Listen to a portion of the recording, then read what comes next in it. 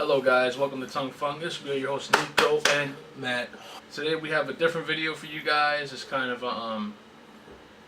we're actually not going to be joking at all during this video. If you're new to this channel, please make sure to like, share, subscribe. We're trying to get this before next week, please. We want to get up to 50 subscribers. Well, Matt's looking forward to that pretty much. I'm trying to get 50 subscribers so I can wax his chest. Are you going to enjoy waxing my chest? Yes, I will. Yes, a human being, man. So today we're talking about Chester Bennington and his loss. We're also going to be talking about depression and how serious depression is. Stop! Cat! You want to come out? Cat! Continue. Chester Bennington has been in me and Nico's lives since we were young teenagers. And before that? Well, for me, I mean, that's when Linkin Park got introduced to me in high school. Or I think it was introduced to me by you, as a matter of fact. And I just remember me and Nico had like a little wager going on, talking about, and it was for the hybrid theory. It was for the hybrid theory. Yeah. Saying, oh, you can't find this, and then I found it, but Linkin Park got me through some things in my life. Especially Chester Bennington's lyrics. You know, he spoke to us in a way that we weren't getting at home. You know, it's like you heard him sing, and it's almost like he understood the struggle that we were going through, because it kind of seems like in his lyrics he was speaking to a younger generation. He wasn't speaking to adults. He was talking to young kids that were dealing with, you know, hiding the fact that they were abused as children, or, you know, suffering from drug abuse, or just loneliness, and, you know, feeling like an outcast. It's like his lyrics spoke to you in such a way. It was beautiful. The man had a beautiful voice, and he had a beautiful way of singing his lyrics. The only thing I thought that was sad is that his music was sad. It was sad music. Trust me, I'm not saying that Chester wasn't an amazing artist. He was an amazing artist. But I feel like if he could have tried to bring out something a little bit more happy, which is like the corniest word I could say, but that's what I mean, maybe things would be different. But like I said, he did a great job of speaking to an entire generation, which he did.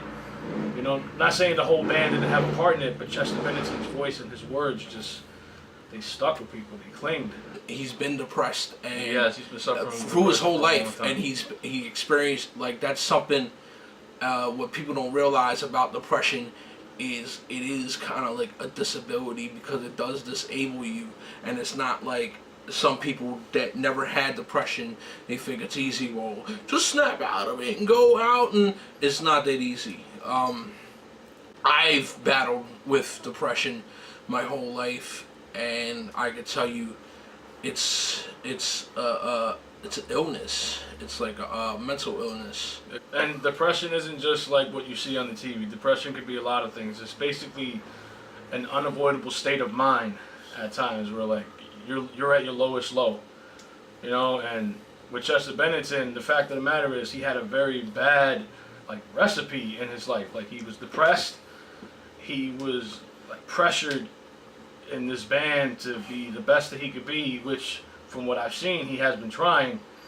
And just the idea of fame and fortune all around him. The first two albums were so great, and the fans expected they were groundbreaking albums. The first two albums out of the rest of the albums, but not even realizing as an artist you have to change. You have to evolve. You evolve, you grow as an artist. So just that pressure of, like, oh, I have to make it as good as, you know, Meteor or Hybrid Theory. And the crazy thing is that, you know, a lot of people, shortly before his death, he did make a comment about that to his fans. Like, mind you, it was a little bit too much. Even Corey Taylor commented on it. You know, not saying it, he wasn't like commenting on, like, yo, you know, don't be an a-hole. He's basically like, you know, I get it. Chester seemed like he was frustrated with the whole thing.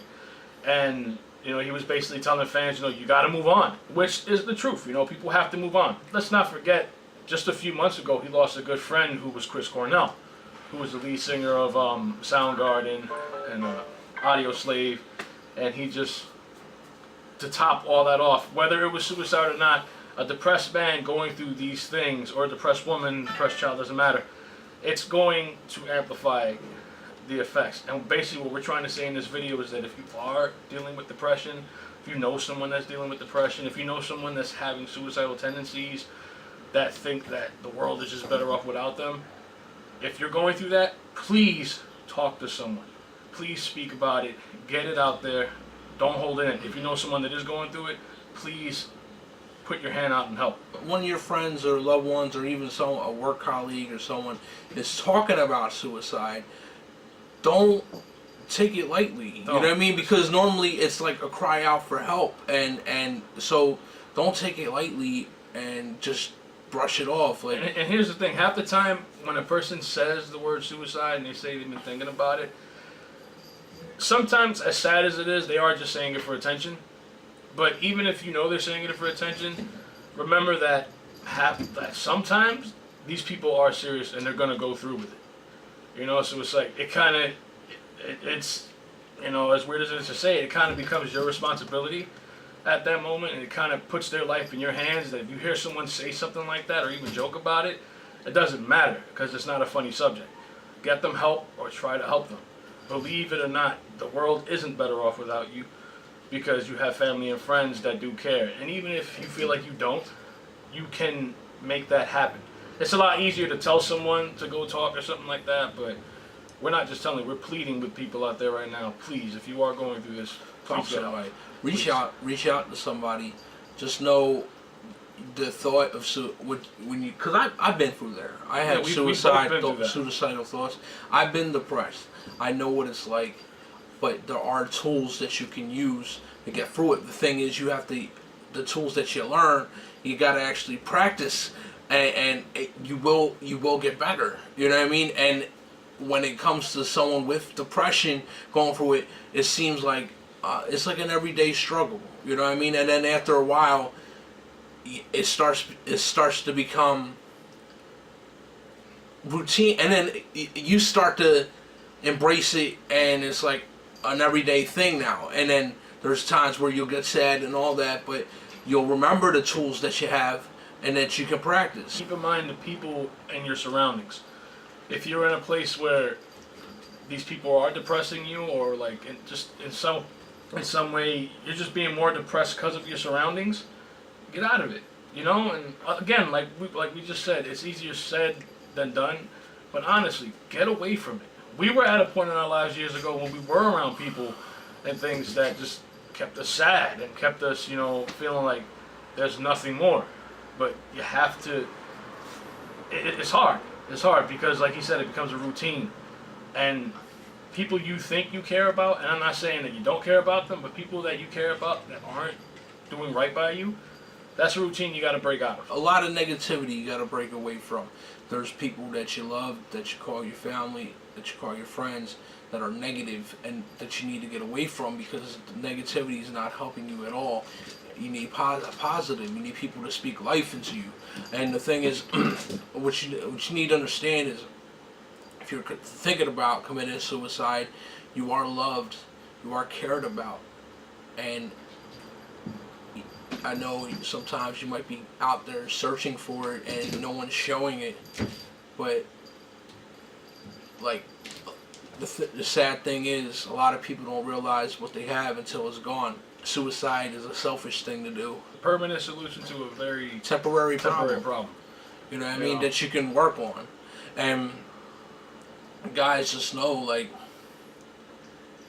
even if you wanna talk to us about it, we'll put it comment in at us. We'll comment. If you want it to be a private thing, we'll talk with you. You know what I mean? Because that's a very serious thing. You know what I mean? And we want you guys to feel like you have support, and trust us through first-hand experience. The power of prayer is strong. Depression is probably the most successful serial killer in the world. You know, it's like it's a silent killer. It comes at you, and when it comes at you, it comes at you hard.